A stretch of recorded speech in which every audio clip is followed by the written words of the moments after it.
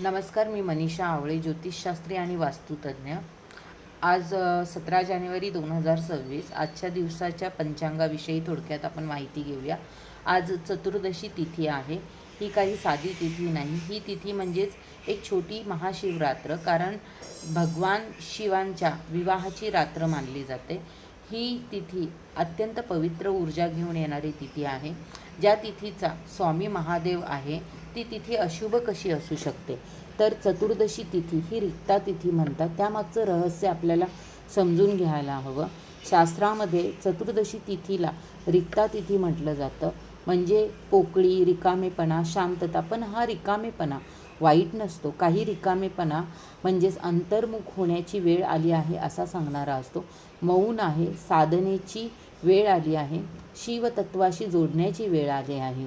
आपण जर जीवनातला खालीपणा स्वीकारायला शिकलो तर चतुर्दशीसारखी तिथी आपल्या आयुष्यात सर्वात श्रेष्ठ ठरू शकते. ही तिथी अनेक जन्मांचे पाप पार करण्याची शक्ती देणारी तिथी आहे, कारण याचा स्वामी भगवान शिव आहेत. चतुर्दशी तिथी ही फळ देणारी, वरदान देणारी तिथी, फलप्रद असते, वरदान देणारी असते. विशेष म्हणजे ज्या कुंडलीमध्ये धनु, मीन राशी प्रभावी असतील आणि गुरु वक्री असेल, तर त्या व्यक्तीच्या जीवनात महादेवांची कृपा मिळाल्यावर थांबलेली कामं सुरू होऊ शकतात. अडथळे असलेले सुटतात, भाग्याचे दरवाजे उघडतात. म्हणजेच ही तिथी अशुभ नाही तर शुभ म्हणून आहे. तर आजचा दिवस हा वाया घालवू नका. चतुर्दशी तिथी कधीही फुकट घालवू नये. ध्यान करावे, मनन करावे, आपल्या जीवनाची योजना प्लॅनिंग करावे, पितरांचे स्मरण करावे, भगवान शिवाचे आभार मानावे. आज चतुर्दशी तिथी ही मध्यरात्रीपर्यंत आहे, म्हणून साधना, प्रार्थना आणि जप रात्रीपर्यंत केल्यास त्याचा प्रभाव खूप वाढू शकतो. आजचा दिवस जर पाहिला तर आज शनिवार असल्यामुळे शनीचा प्रभाव राहणारच. कधीकधी शनीची ऊर्जा रिकामेपणा दाखवते, पण तो रिकामेपणा आपल्याला आतून मजबूत करण्यासाठी आलेला असतो. जीवनाचा खरा अर्थ समजावतो.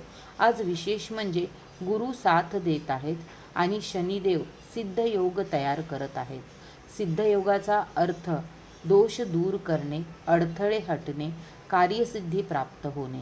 तर नक्षत्र जर पाहिले आज, तर आज सकाळी 8 वाजेपर्यंत मूळ नक्षत्र आहे. त्यानंतर पूर्वाषाढा नक्षत्र सुरू होईल. मूळ नक्षत्र हे पापहार नक्षत्र असं मानलं जातं. तर पूर्वाषाढा नक्षत्र हे शुद्धता आणि अपराजय देणारं नक्षत्र आहे. पूर्वाषाढा आपल्याला काय सांगतं, तर पाणी जसं सतत वाहत राहायला हवं, तसंच जीवनातही बदल स्वीकारायला हवा. पाणी साठलं की दूषित होतं आणि जीवनात बदल थांबला की जीवनही जड होतं. म्हणून आज हे नक्षत्र आपल्याला काय मेसेज देत आहे की बदल स्वीकारा, सतत पुढे चला, प्रवाहात राहा. आज व्याघात योग आहे, कठीण पण ताकद देणारा आहे. आज व्याघात योग आहे. हा योग कठीण असला तरी खूप शक्तिशाली योग आहे.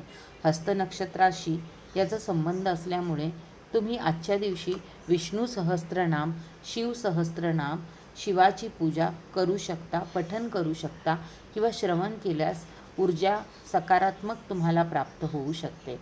जर घरात अनेक दिवसांपासून काही अडचणी, त्रास, समस्या चालू असतील तर आजचा दिवस एक अतिशय प्रभावी उपाय तुम्ही करावा. शनिदेवांचे तुलादान करावे. आपल्या वजना इतके कुठलेही धान्य गरीब, वृद्ध किंवा गरजू व्यक्तीला दान करावे. शनी मंदिरामध्ये जावे, शनी महाराजांच्या मंदिरामध्ये दान करावे.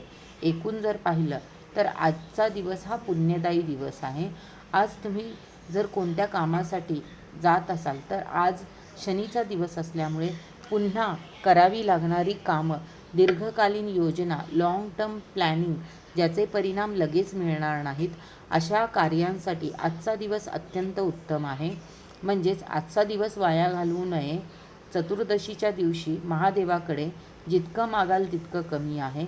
शिव प्रसन्न झाले तर ते सगळं देतात.